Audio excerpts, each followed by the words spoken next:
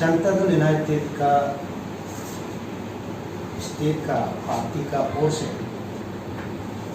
आज मैं press media के जरिए लोगों को अरुणाचल की जनता को बताना चाहूँगा कि हाँ मेरा पार्टी को इसलिए मेरा राइट में मेरा जनरल सेक्रेटरी है पंजाब और में मेरा वाइस प्रेसिडेंट की काम है हमारा जो पिछले विभाग का अध्यक्ष बात है। तो आज हम लोग ने म्यूनिसिपलिटी का पावर डिविजन का बारे लेके honourable chief minister Arunachal Pradesh Pema Khandu जी को हमने एक सेंसरली एक निमंत्रण शामिल किया है, वो भी आपने किया है। तो इंडिया एक ऐसा कंट्री है, highest democracy country in the world. Democracy में इंडिया का 3 लेयर्स होता है गवर्नमेंट। एक हो गया सेंट्रल गवर्नमेंट, एक हो गया स्टेट गवर्नमेंट, नाउ थर्ड हो गया कि ये पंचायत और म्यूनिसिपलिटी का लोकल गवर्नमेंट। तो उसमें सेंट्रल का कॉन्स्टिट्यूशन में क्लियर कट 74 इंडियन कॉन्स्टिट्यूशन में जो अमेंड किया है, जो एक्ट को बना के रखा है, उसी को लेके हमारा अरुणाचल में दिसंबर महीना 2020 में पंचायत और म्यूनिसिपलिटी का इलेक्शन हुआ। तो हमारा म्यूनिसिपलिटी का वोट टेकिंग जनवरी को हुआ 2021। अभी हम लोग का आफ्टर इलेक्शन अभी 11 मंथ्स रनिंग हुआ है और 59 सेक्शन 59 में क्लियर कट लिखा है कि इलेक्शन होने का बाद आफ्टर 3 मंथ में पावर ऑफ डिविजन जिस डिपार्टमेंट को जो कॉन्स्टिट्यूशन में जो अमेंड करके रखा है वो स्टेट सरकार ने देना चाहिए। तो हम पार्टी ने इंतजार करते गया, अभी 11 मंथ चल रहा है, अभी तक पंचायत को भी पावर डिविजन नहीं दिया, जस्ट अनाउंस किया, गजेटेड में अभी तक पब्लिश नहीं किया। तो देगा हो रहा है पंचायत को।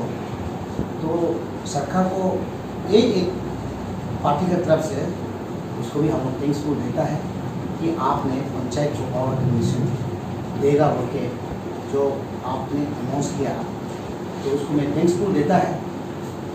लेकिन एक चीज़ सरकार को मैं अनुरोध करना चाहता है कि इतना डिले क्यों, जल्दी दे देने से अच्छा है। ये एक पंचायत का बात लेके मैं एक स्पीच में रखना चाहूँगा।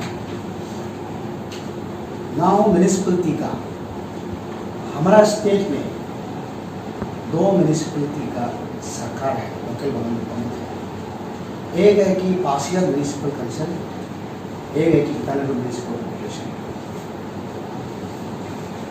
तो उसमें क्लियर कट 74 कॉन्स्टिट्यूशन का अमेंडमेंट में, इंडियन का कॉन्स्टिट्यूशन में अमेंडमेंट में क्लियर कट लेके रखा है कि 18 सब्जेक्ट की म्यूनिसिपलिटी को देना है। कहीं भी सिटी में, कहीं भी टाउन में अगर उसमें अर्बन लोकल बॉडी गवर्नमेंट चलता है, इसका क्लियर कट देना है कि 18 सब्जेक्ट को उसको पावर ऑफ डिवोल्यूशन दे के उन लोगों को समाज के लिए, जनता के लिए, लोगों का भलाई के लिए काम करने देना है। ये कॉन्स्टिट्यूशन क्लियर कट लिखा है। तो इसलिए मैं ऑनरेबल चीफ मिनिस्टर को और कंसर्न मिनिस्टर ULB मिनिस्टर को मैंने अपील किया जैसा अभी यूनियन मिनिस्टर के साथ मीटिंग हुआ, तो ये 3 सब्जेक्ट में से 12 सब्जेक्ट आधा और 5-6 सब्जेक्ट नहीं दिया। तो इसमें 3 सब्जेक्ट में मैं आप लोगों को बताना चाहता हूं। 3 सब्जेक्ट में urban planning including town planning, regulation of land use and construction of the buildings, planning for economic and social development, road and bridge, water supply for domestic, industrial and commercial purpose, public health, sanitation, conservancy and solid waste management।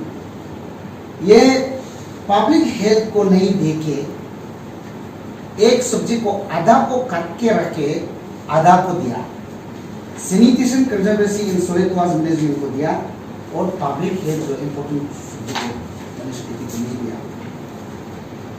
और fire service, urban forestry, protection of environment and promotion of ecology aspect, safeguarding the interests of the weaker section of the society, including handicapped and mentally retarded। 10 number में इस्लाम improvement and upgradation, 11 में urban property alleviation, 12 में provision of urban amenities and facilities such as a park, garden and playground, 13 में promotion of the cultural, education and aesthetic aspect, 14 में burials and burial grounds, cremation grounds, electric crematorium, 15 में cattle ponds, prevention of the cruelty to animals, 16 में better statistic including restriction of the birth and diet, registration of birth and diet, मरने वाला और जिंदा होने वाला का इसका जो सर्टिफिकेट देना, public amenities including street lighting, parking roads, bus stops and public convenience, regulation of slaughter house and एनएल। ये जो 3 सब्जेक्ट में से कौन से सब्जेक्ट को 12 सब्जेक्ट आधा दे दिया और नहीं देने वाला को, ये हम सबका को यही रिक्वेस्ट कर रहे हैं कि urban planning including town planning उसको नहीं दिया, regulation of the land use in construction of the building, ये सबसे इंपॉर्टेंट जो म्युनिसिपैलिटी के काम करना है, road and bridge, water supply for domestic, industrial and commercial purpose, public health, fire service. ये 6 सब्जेक्ट को सरकार ने अभी तक रखा है सरकार का हाथ में। तो सिंसियरली वही अपील करता है कि आप ये पावर रेगुलेशन को नहीं देगा तो पासीघाट म्युनिसिपल काउंसिल और ईटानगर म्युनिसिपल कॉर्पोरेशन तो किसे जनता के लिए काम कर सकेगा। ऑनरेबल चीफ मिनिस्टर ने